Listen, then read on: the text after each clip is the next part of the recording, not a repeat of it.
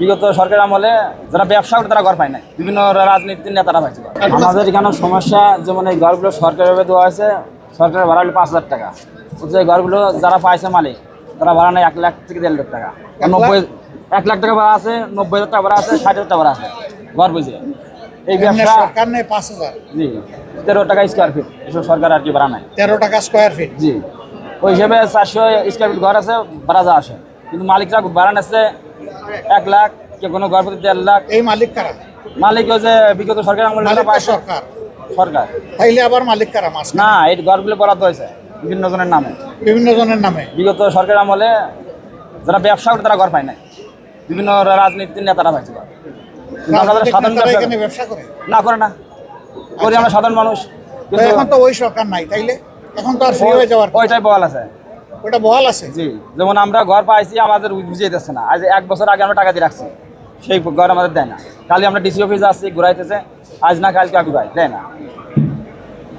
আর কি সমস্যা? একটা হলো যে আপনাদের 5,000 টাকায় যেটা পাওয়ার কথা সেটা আপনাদেরকে অ্যালটমেন্ট না দিয়ে রাজনৈতিক নেতাদেরকে দিয়ে রেখেছে, এবং এখানে 60,000 থেকে শুরু করে 1 লক্ষ পর্যন্ত আপনাদেরকে গুনতে হয় প্রতি মাসে। এই তো। জি। আর কোন সমস্যা? আর সমস্যা আছে যেমন নীরবে চাঁদাবাজি হয়, এগুলো আমরা বলতে পারবো না। নীরবে কোন চাঁদাবাজি? এটা হয় যেমন বিভিন্ন ঘরের থেকে টাকা নেয়, আছে ঘর দখল করে খায়, ঠিক আছে, এরকম কিছু আছে। ওইটা কি ওই 60,000 1 লাখের বাইরে? হ্যাঁ, ওগুলো বাইরে, মানে ওগুলো আমাদের দেওয়া লাগে না। কিছু ঘর এরকম আছে আর কি, ওই টাকাগুলো তারা নেয়। তারপর যে আরো কিছু আছে, যেমন মাদকের একটা সমস্যা আছে ব্যাপকভাবে। তো এই যে চাঁদা যেটা নেয়, এটা তো আপনারা বাড়ি থেকে জায়গা জমি বিক্রি করে তাদেরকে দেন নাকি?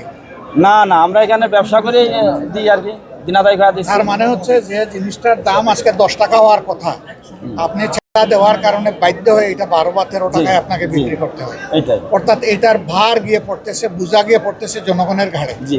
এটাই তো। জি। তা আপনি যে কথা বললেন, এখন আপনার পিছনে লাগবে যে লাগতে তো পারেই। লাগতে পারে। জি।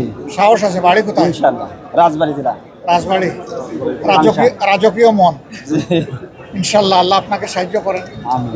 কথাটা সত্য বলেছেন তো? জি জি। বাড়াইয়া তো বলেন নাই। সত্য কথা বলার জন্য আল্লাহ আপনার সাহস এবং শক্তি আরো বাড়াই দিন। আর আপনার কোনো সমস্যা হলে আমরা আপনার পাশে থাকবো, কারণ আমরা আসার কারণে এখানে আপনার কথা বলছি। আমরা থাকবো আপনার সাথে। এখন জায়গায় জায়গায় কি করতে হবে? নীরবে চাঁদা দিয়েই যাবেন, সহ্য করবেন, নাকি আরো কিছু করা লাগবে? না, আমরা চাচ্ছি এটা বন্ধ। বন্ধ?